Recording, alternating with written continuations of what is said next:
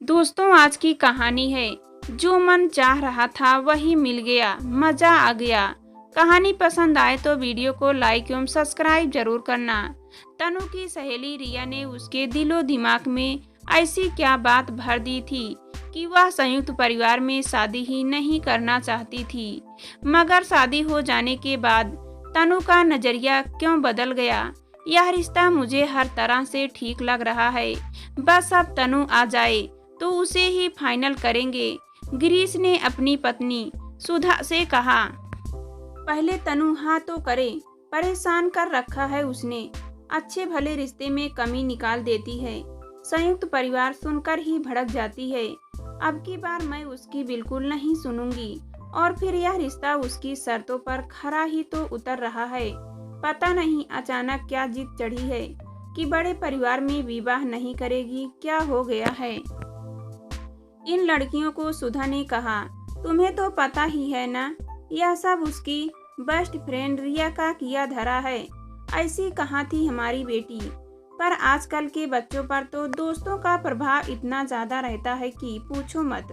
गिरीश जी बोले। दोनों पति पत्नी चिंतित और गंभीर मुद्रा में बातें कर ही रहे थे कि तनु ऑफिस से आ गई। माता पिता का गंभीर चेहरा देख चौंकी, फिर हंसते हुए बोली, फिर कोई रिश्ता आ गया क्या? उसके कहने के ढंग पर दोनों को हंसी आ गई। पल भर के माहौल हल्का फुल्का हो गया। तीनों ने साथ बैठकर चाय पी। फिर गिरीश का इशारा पाकर सुधा ने कहा, इस रिश्ते में कोई कमी नहीं लग रही है। यहीं लखनऊ में ही लड़के के माता पिता अपने बड़े बेटे बहू के साथ रहते हैं। छोटा बेटा मुंबई में ही कार्यरत है। वह दवा की कंपनी में प्राइवेट मैनेजर है।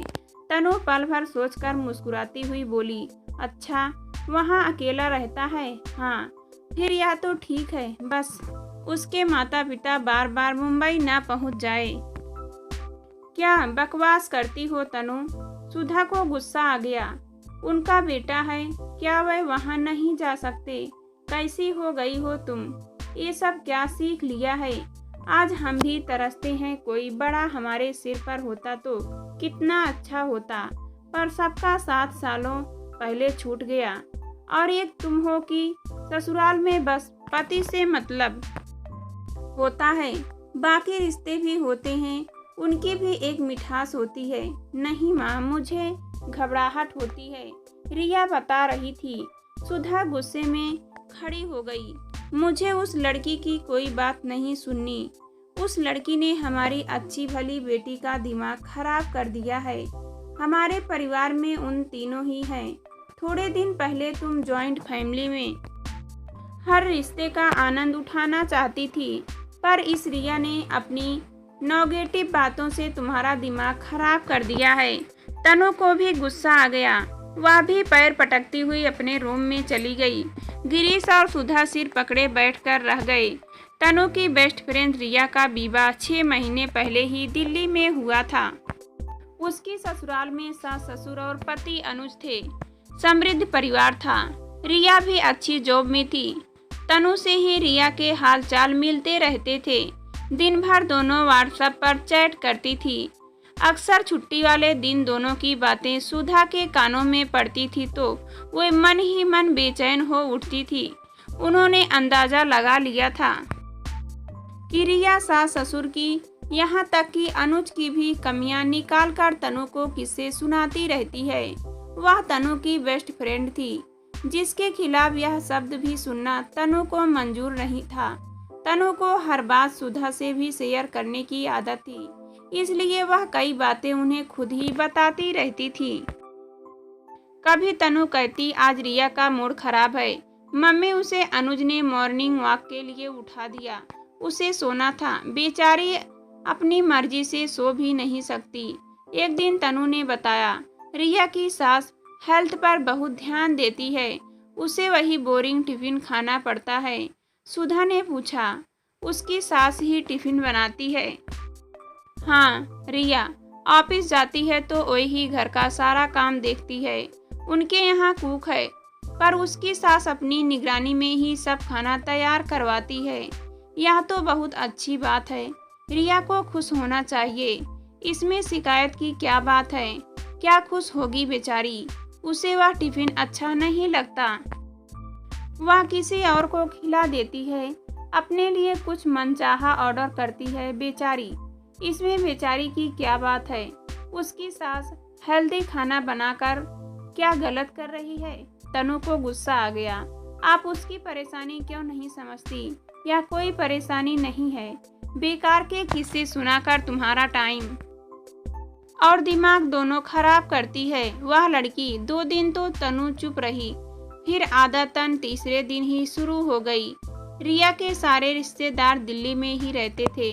कभी किसी के यहाँ कोई फंक्शन होता है तो कभी किसी के यहाँ, पता नहीं कितने तो रिश्ते के देवर नंदे हैं जो छुट्टी वाले दिन टाइम पास के प्रोग्राम बनाते रहते हैं। रिया थक जाती है बेचारी। सुधा ने कोई प्रतिक्रिया नहीं दी। रिया की बातें सुन सुनकर थक गई थी। तनु की सोच बिल्कुल बदल गई थी। अच्छी खासी स्नेहमयी मानसिकता की जगह नकारात्मकता ने ले ली थी। कुछ दिन बाद तनु के उसी रिश्ते की बात को आगे बढ़ाया गया। तनु और रजत मिले, दोनों ने एक दूसरे को पसंद किया। सब कुछ संघर्ष तय कर दिया गया। रजत मुंबई में अकेला रह रहा था, इसलिए उसके माता पिता गौतम और राधा को उसके विवाह की जल्दी थी। विवाह अच्छी तरह से संपन्न हो गया था। रिया भी अनुज के साथ आई थी।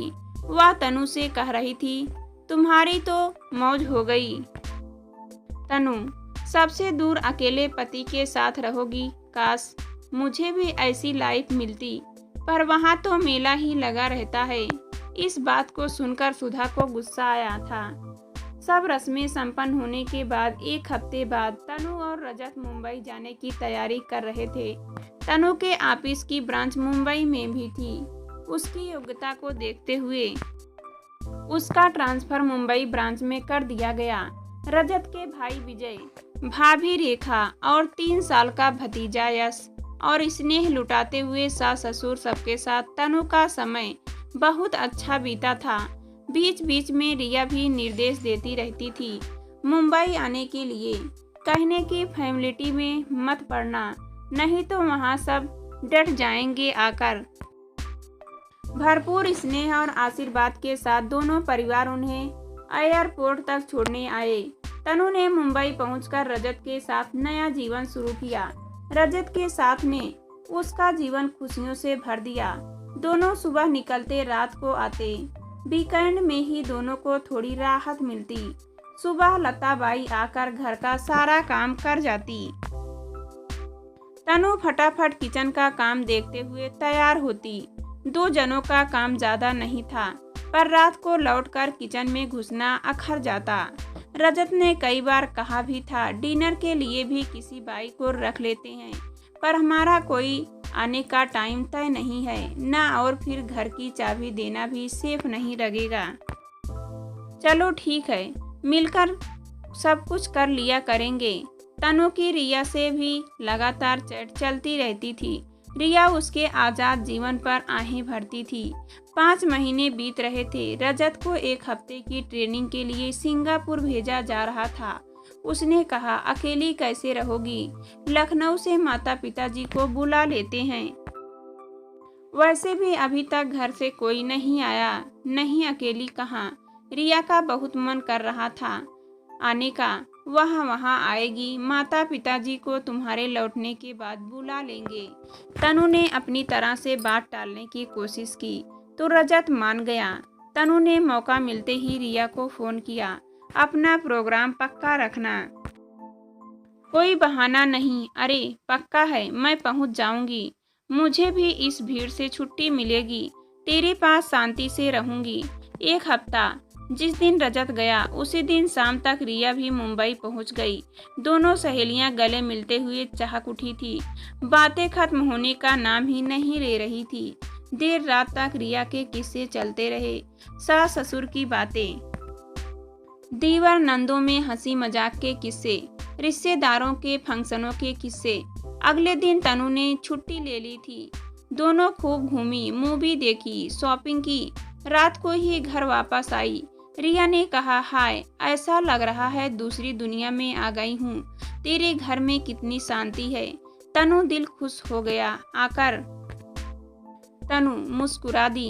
अब थक गई है, सोती है, कल ऑफिस जाऊंगी, शाम को जल्दी आ जाऊंगी, सुबह मेड आकर सब काम कर देगी, अपने टिफिन के साथ तेरा खाना भी बनाकर रख दूंगी, आराम से उठना कल। अगले दिन सब काम करके तनु ऑफिस चली गई। 12 बजे रिया का फोन आया। तनु क्या बताऊं, मजा आ गया। अभी सोकर उठी हूँ, कितनी शांति है तेरे घर में, कोई आवाज नहीं, कोई शोर नहीं। थोड़ी देर बातें कर रिया ने फोन काट दिया। तनु सुधा को भी रिया के आने का प्रोग्राम बता चुकी थी। सुधा ने कहा था कितने अच्छे लोग हैं, बहू को आराम से एक हफ्ते के लिए फ्रेंड से मिलने भेज रखा है, फिर भी रिया कद्र नहीं करती उनका। रिया ने आराम से फ्रेंड्स होकर खाना खाया, टीवी देखा, फिर सो गई। शाम को तनु आई तो दोनों ने चाय पीते हुए ढेरों बातें की।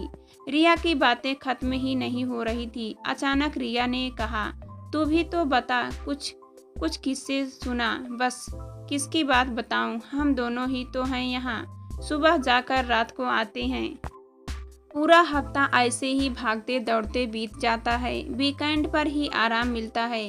घर में तो कोई बात करने के लिए भी नहीं होता। हाँ, कितनी शांति है यहाँ। वहाँ तो घर में घुसते ही सासू माँ चाय नाश्ता खाने की पूछताछ करने लगी है। मैं तो थक गई हूँ। वहाँ आए दिन कुछ ना कुछ चलता रहता है।